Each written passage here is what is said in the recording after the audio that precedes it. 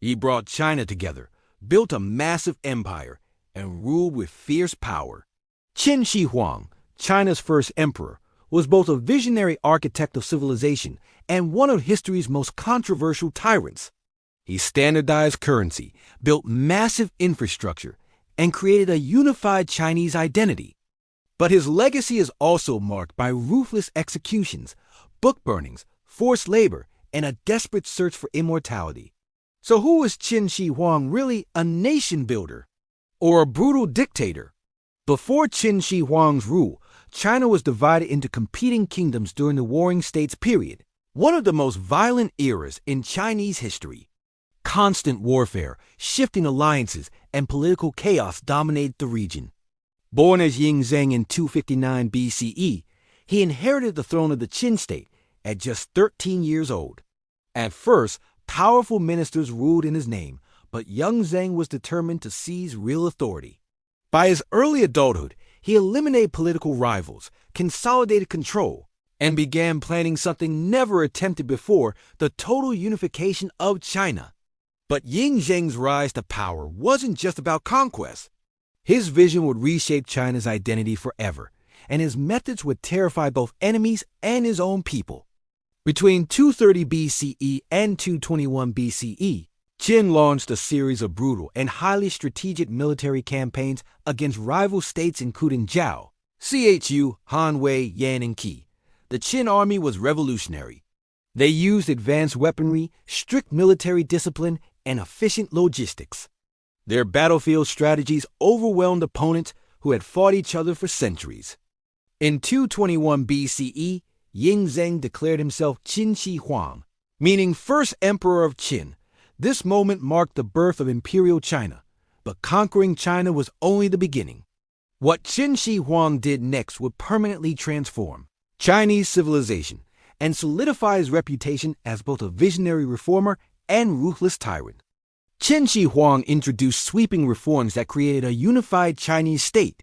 He standardized writing systems, currency, measurements, road networks, legal system. These reforms made trade easier, improved communication, and strengthened political control. He also centralized power, removing feudal aristocrats and replacing them with loyal government officials. These reforms laid the foundation for China's administrative structure that would influence governance for over 2,000 years. But Qin Shi Huang believed unity required absolute obedience, and this belief would lead to some of the most feared policies in ancient Chinese history. To defend against northern nomadic invasions, Qin Shi Huang ordered the construction of early defensive walls that later formed the foundation of the Great Wall of China. He also built massive road systems, canals, and irrigation projects connecting his empire. However, these achievements came at enormous human cost. Hundreds of thousands of forced laborers worked under brutal conditions. Many died during construction, turning these projects into symbols of both imperial greatness and immense suffering. But physical walls weren't enough for Qin Shi Huang. He believed controlling knowledge itself was necessary to maintain power. In one of history's most infamous acts of censorship, Qin Shi Huang ordered the burning of philosophical and historical books that challenged his rule. Confucian scholars who criticized imperial authority were reportedly executed or buried alive. The emperor promoted legalism, a philosophy emphasizing strict laws, harsh punishment, and absolute obedience to the state. This system created stability, but through fear.